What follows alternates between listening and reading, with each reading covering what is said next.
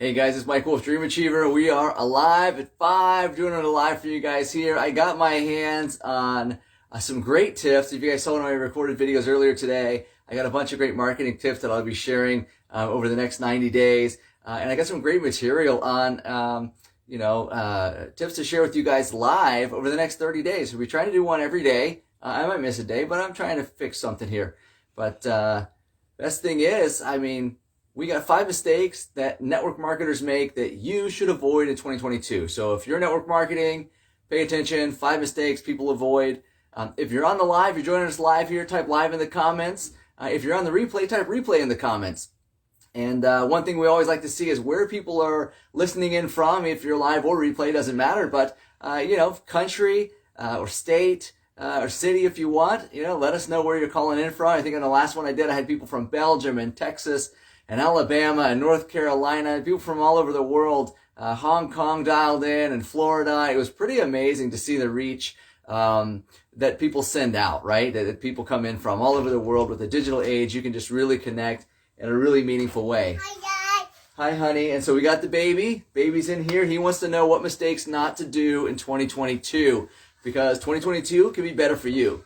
So here we go. Number 1, the thought that everyone is a prospect.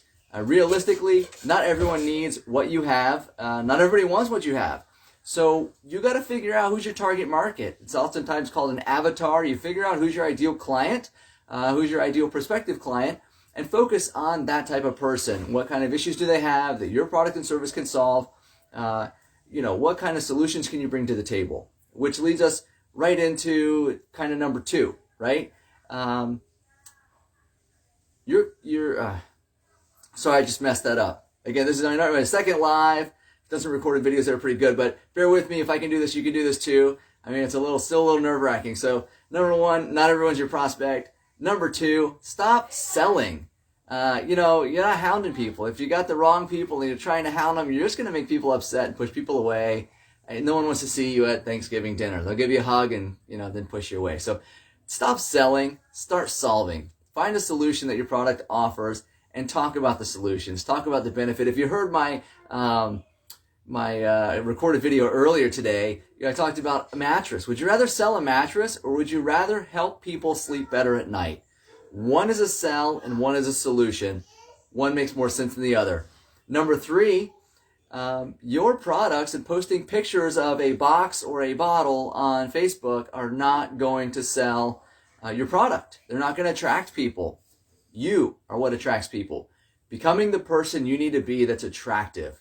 Some of you, reality is you're not attractive. So, third of all, we've got, you got to follow up. Actually, let me back up for a second here. You got to become attractive. Success attracts, is attracted to the person you've become.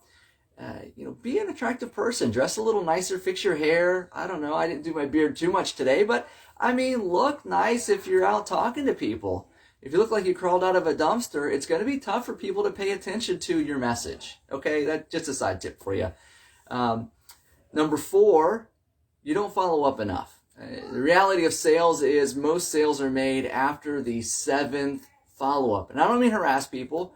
I don't mean call people 6 times in one day or blow up their phone and text them all the time or hammer them on Facebook. That's not the way to follow up with people. You want to check in. If they were genuinely interested in what you were offering, if you really offered a solution, if they were attracted to a conversation with you, then checking back in with them in a reasonable amount of time is understandable for everybody, and no one's going to get upset with you that. So if someone's interested in something you're offering, and you say, hey, I'm going to send you something, a sample or video or whatever to look at, right? Ask when's an appropriate time to follow up. You say, hey, if I follow up with you by tomorrow, if I follow up with you in 12 hours, is that an acceptable time for you? And they'll let you know, yes or no, and not enough time to look at that. They'll tell you what their schedule is.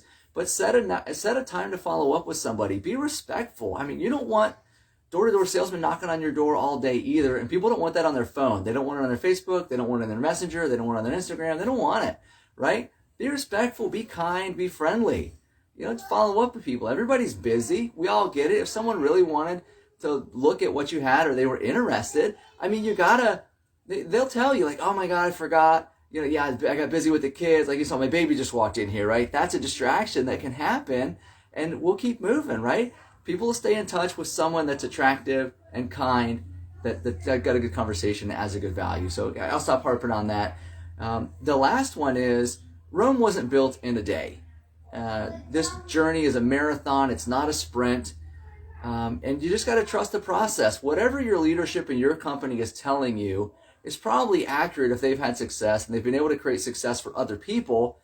The process is probably accurate for you as well. If you follow the process of what the successful people have done in your company, in your industry, then you can probably create that success as well. And it's a duplicable system that most companies have of some sort. So follow the system. And also, this is a two-part answer here, part 5B, dedicate time to personal development and learning new skills. Everything you have in life right now is a result of the person you are. So if you want more, you need to become more. You want to lead a team of people, if that's your goal, to build a business and lead people, you should probably study leadership if you're not already a leader. If you're not already leading a team, you should probably study how to lead a team. If you're not in professional sales, you might want to study professional sales to get better at the sales process, so you don't have to watch my video to tell you about stop harassing people, right? But you got to spend time getting better. Become the person that will lead the business that you'd like to have. If you want to build a $250,000 business, you got to be a $250,000 person. You've got to be worthy of that. You've got to have the leadership characteristics.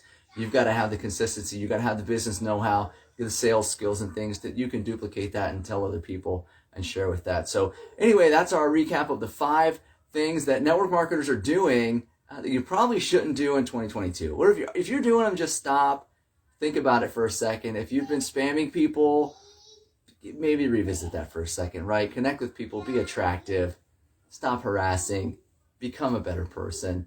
And you know what? This is Mike Wolf, Dream Achiever. I'm going to keep posting, and we're going to get better as we go. Thank you so much for hanging out with me. If you got some value out of this, drop a note for me. Drop me a thumbs up. Give me a little bit of love. I appreciate it. These are not so easy to do, to jump on here on the fly with just a couple of notes for you guys. But I appreciate you tuning in, even on the replay. And I look forward to seeing you all create success for whatever you're doing. And hopefully I can add some value to get you there. See you next time.